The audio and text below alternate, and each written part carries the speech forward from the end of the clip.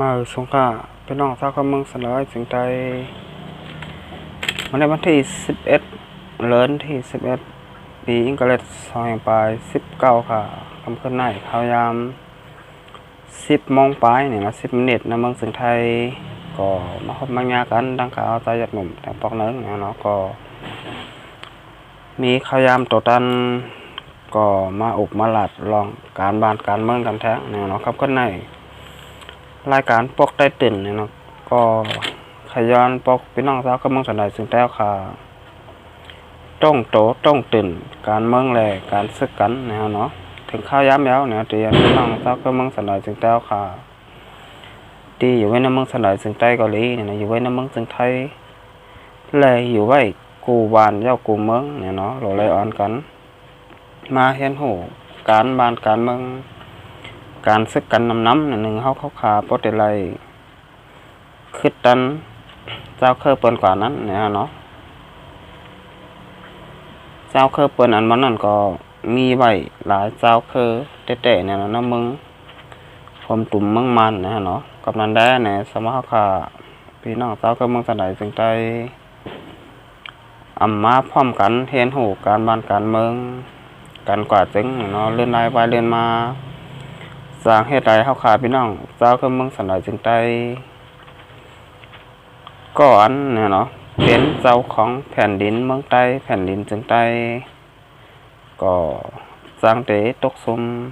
เจ้าเคยเปิดกว่าเนี่ยเนาะสมาขาเห็นหูการบ้านการเมืองการซึกกันกว่าพองยามมือเดียวเนี่ยเนาะสมาขาเตมาเปิดวันหนึ่งยาววันหนึ่งเดือนยาวเดือนหนึ่งยาวเดือนหนึ่งเนี่ยเนาะปีหนึ่งยาวปีหนึ่งเนี่ยเนาะก็ว่าข้าวยามนั่นกว่าตั้งนาติ๊กๆยาวเนี่ยเนาะมันไปข้าวขาเนี่ยเนาะก็ไม่ได้ข้าวขา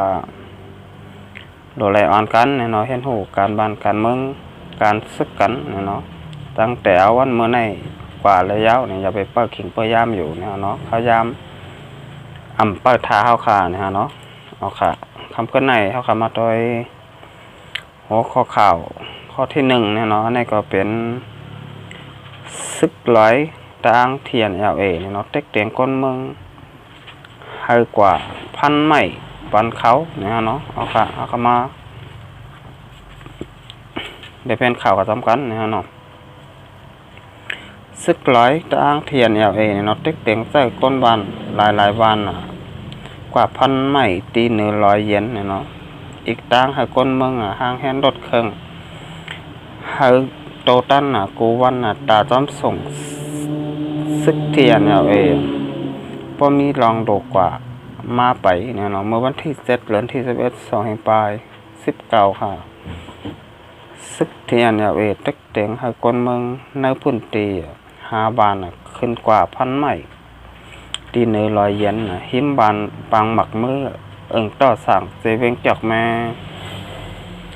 ก้อยกามีคนเมืองก็เลย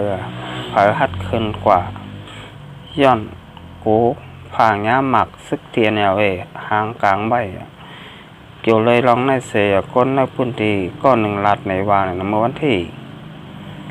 6 เดือนที่11 2 ปลาย19ค่ะป่นมาหลายวันนั่นเนาะโบคนเมืองในพื้นที่เจ้าของโบซื้อปามเนี่ยเนาะเลยกว่าผ่างย้าหมักซึกเทียนหางกลางไว้นั่นเลยให้เธอขาโบภายนาไล่หมัดเจ็บในเย้าเนี่ยเนาะคนเมืองเจอเลยถูกซึกเทียนเจ๊กแดงกว่าพันไม้ที่100 เยนนั่น1 วันปางล่อ2 วันสาติห้องเนาะ3 วันสาติจานเนาะ4 วันป่าแตง5 วันปางหมักมือทั้งหมด5 บานในแล้วในย่านคนเมือง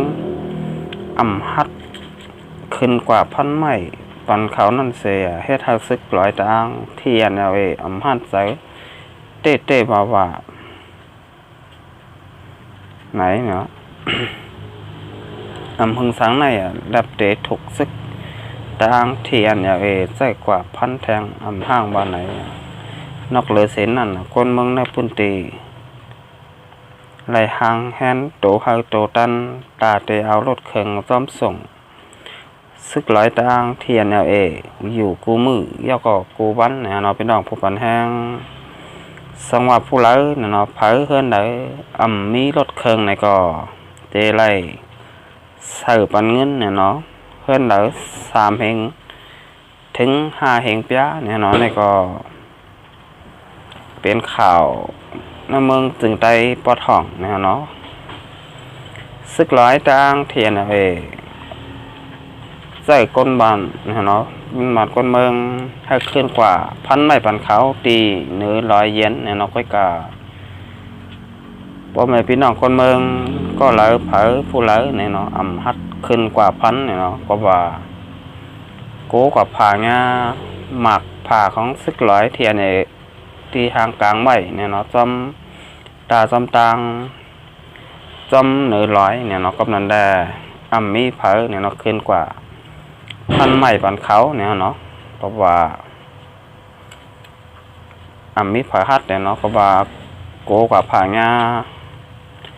หมักผ่าของซึกร้อยตางเทียนเขาเนี่ยที่พังไว้จอมเส้นตาสายตางแหละจอมเนื้อ100เนี่ยเนาะยกขอแถมลงนึงก็ซึกร้อยตางเทียนเนี่ยเนาะใส่ก้นหวานหางแฮนโตไว้ให้โตตันตาเตเอารถเครื่องส่งบนเขาเนี่ยเนาะกว่ามากูขิงแล้วก็กูย้ำเนี่ยเนาะสังมาเขาโลกกว่าโลกไปทั้งนั้นทั้งในเนี่ยเนาะอันนี้ก็เฮ็ดให้พี่น้องประมาณคนเมืองไรตุกค่าอยากผุดจ้ำเขาเนี่ยเนาะโลเหตุการณ์เหตุงานก็ไรกว่าทั้งหลายเนี่ยเนาะโลไรเป้เอารถเครื่องเสร็จแล้วจอมหับจอมส่งเขาเนาะในก็เป็นรองตุกค่าอยากผุดขานใจเนี่ยเนาะพี่น้องเจ้าข้าเมืองสนายจึงแต่ขาตีอยู่ในเมืองจึงได้ปอดห้องเนี่ยเนาะ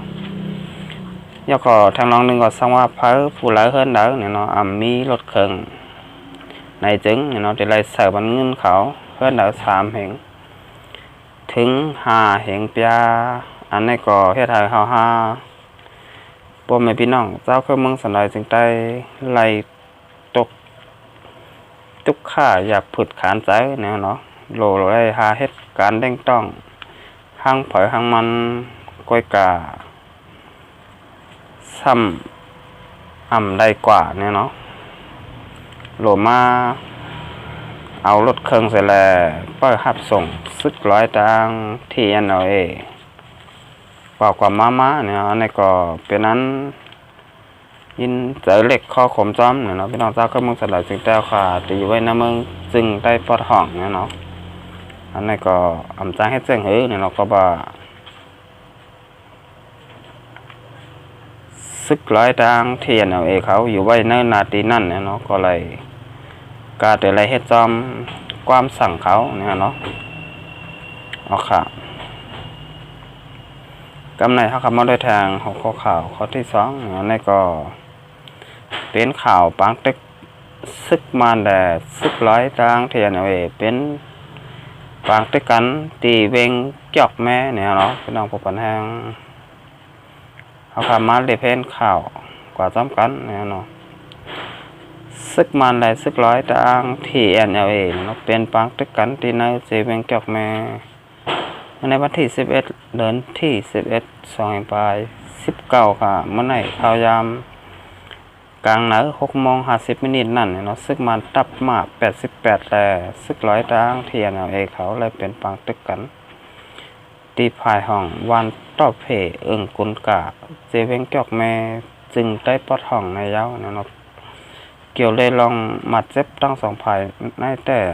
ไรหู้จ้อมเนาะ10 เซนนั่นยาวเนาะวันที่11 เดือนที่11 2 ปลาย19ค่ะเมื่อไหร่ซึกมันขึ้นหลอดตึกตับปางเศร้าตับซึกของเสียคนจึงได้ตับซึกจึงได้ RCSSA เนี่ยตี100 ตอนโหคายเมืองกึ่งเนี่ยเนาะเมื่อวันที่9 เดือนที่11 2 ปลาย19 ป้นมานั่นเนี่ยเนาะเขาขึ้นถอยออกในพื้นที่ทั้งหมดเสเนี่ยเนาะออกมาอยู่ไว้จอมเจอไผ่จ้านบาน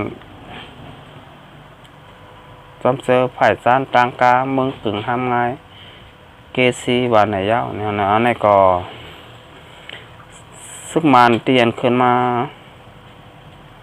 หลอดตึกเนี่ยเนาะซึกร้อยจางเทียนเนี่ยก็เป็นตับมา88เนี่ยเนาะตับมาเนี่ยก็เป็นซึกข้อแหลงเนี่ยเนาะซึกอันตี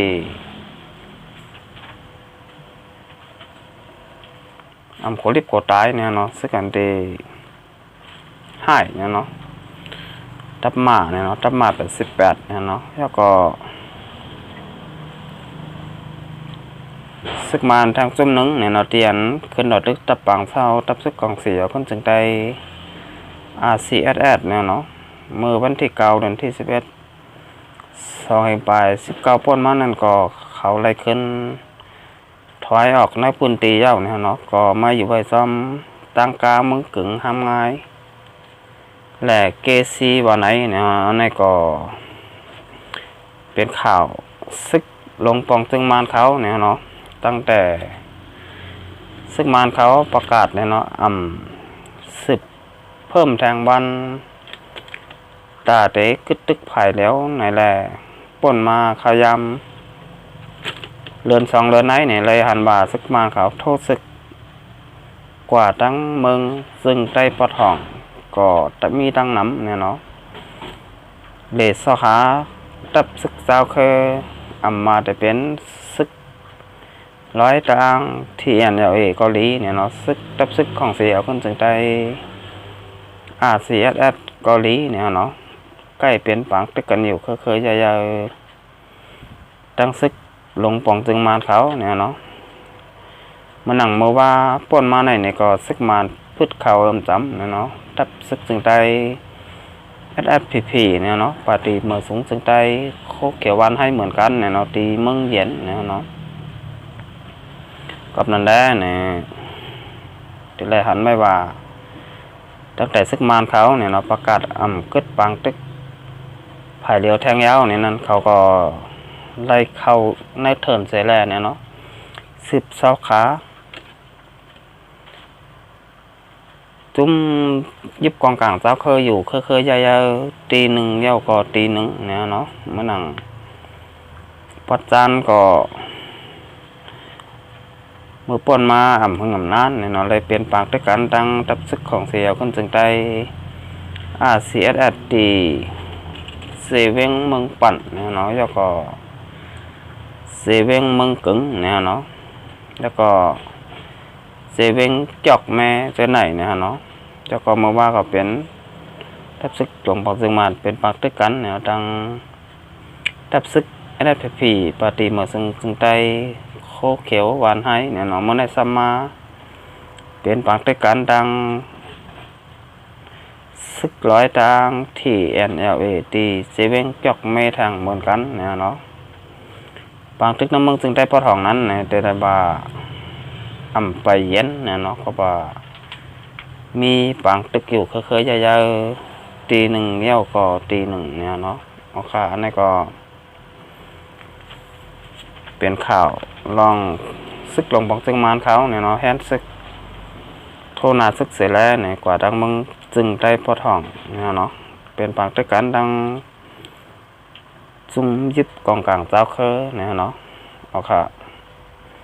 คำขึ้นในเนี่ยก็รายการปกได้ตื่นแต่ย้อนดื้อไว้ก่อนเนี่ยเนาะสังไกมาพบมาแง่ขันแทงวันหนาเนี่ยเนาะมาส่งข้าว